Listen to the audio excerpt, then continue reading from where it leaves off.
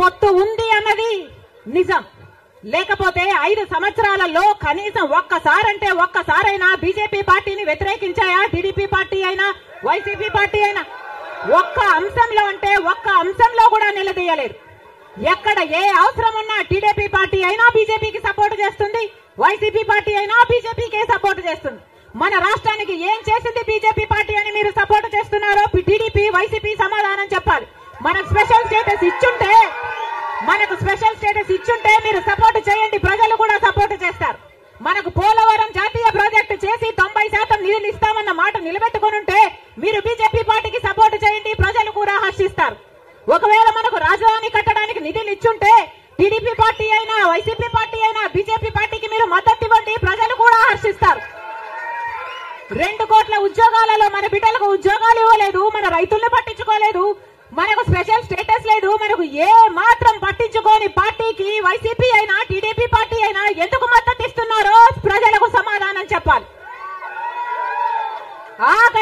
ఆఖరికి మణిపూర్ లో ఎంతమంది క్రైస్తవులను 2000 చర్చిలను ధ్వంసం చేసిన 60,000 క్రైస్తవులని నిర్వాసితులను చేసిన కనీసం అప్పుడు కూడా జగన్ రెడ్డి గారు క్రైస్తవుడు అయ్యుండి కూడా ఒక్కసారి కూడా మణిపూర్ ఘటన మీదే మాట్లాడలేదు. మరి క్రైస్తవుల కడుపు మండిపోదా? క్రైస్తవులకు మనసు లేదా? క్రైస్తవులు మనుషులు కారా? మనుషులు చచ్చిపోతున్నా మీరు పట్టించుకోకుండా బీజేపీకి మద్దతు ఇస్తున్నారంటే మీరు మనుషులు అవునా కాదా? టీడీపీ పార్టీ జగన్ రెడ్డి గారు చంద్రబాబు గారు సమాధానం చెప్పాలి, ప్రజలకు సమాధానం చెప్పాలి. మళ్ళీ చెప్తున్నాం, ఆంధ్ర రాష్ట్రంలో ప్రజల అందరినీ హెచ్చరిస్తున్నాం. బీజేపీ పార్టీకి టీడీపీ పార్టీకి వైసీపీ పార్టీకి పొత్తులు ఉన్నాయి. అవి మన కంటికి కనిపించినా కనిపించకపోయినా పొత్తులు ఉన్నాయి. గత 5 సంవత్సరాలుగా చూశాం. టీడీపీ ఎంపీలైనా వైసీపీ ఎంపీలైనా బీజేపీకే మద్దతు ఇచ్చాయి, ప్రతి అంశంలో వాళ్ళ పక్కన నిలబడ్డారు. ఆఖరికి మణిపూర్ అంశంతో సహా బీజేపీ పార్టీకి తెలుగుదేశం పార్టీ వైసీపీ పార్టీ మద్దతు ఇచ్చిన మాట వాస్తవం. మళ్ళీ ఆంధ్ర రాష్ట్ర ప్రజలు వైసీపీకి ఓటేసినా అది బీజేపీకే పడుతుంది. మళ్ళీ ఆంధ్ర రాష్ట్రంలో టీడీపీకి ఓటేసినా అది మళ్ళీ బీజేపీకే పడుతుంది. వీళ్ళిద్దరూ కలిసి బీజేపీని బలపరుస్తున్నారు తప్ప ఆంధ్ర రాష్ట్ర ప్రజల మేలు కోసం ఆలోచన చేయడం లేదు, ఆంధ్ర రాష్ట్ర ప్రజల ప్రయోజనాల కోసం ఆలోచన చేయడం లేదు. స్వలాభం కోసం ఆంధ్ర రాష్ట్ర ప్రజలను తాకట్టు పెట్టారు అన్నది వాస్తవం.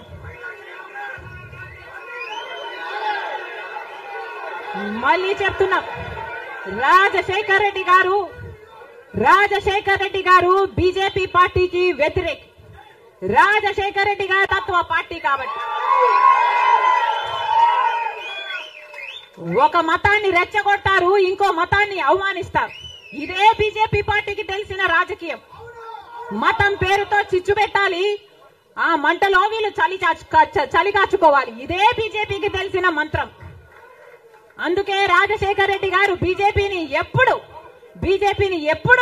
వ్యతిరేకించారు. రాజశేఖర్ రెడ్డి గారు ఆశయాలు ఒక్క కాంగ్రెస్ పార్టీలోనే నెరవేరాయి తప్ప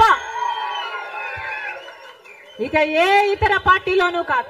రాజశేఖర్ రెడ్డి గారి మూలాలు కాంగ్రెస్ పార్టీయే, రాజశేఖర్ రెడ్డి గారి ఊపిరి కూడా కాంగ్రెస్ పార్టీయే. మళ్ళీ చెప్తున్నాం, రాజశేఖర్ రెడ్డి గారిని ప్రేమించే నాయకులైనా, రాజశేఖర్ రెడ్డి గారిని ప్రేమించే ప్రజలైనా రాజశేఖర్ రెడ్డి గారి ఆశయాల కోసం నిలబడదాం, బీజేపీ పార్టీ కోసం కాదు, బీజేపీ పార్టీకి తొత్తుల్లాగా పనిచేసే పార్టీల కోసం కాదు. మళ్ళీ చెప్తున్నాం, రాజశేఖర్ రెడ్డి గారిని అభిమానించే నాయకులైనా ప్రజలైనా రండి, రాజశేఖర్ రెడ్డి బిడ్డతో చేతులు కలపండి. ఆంధ్ర రాష్ట్రంలో మళ్ళీ రాజశేఖర్ రెడ్డి గారి ఆశయాలను సిద్ధింపచేద్దాం. నేను రెడీ. మీరు రెడీయా?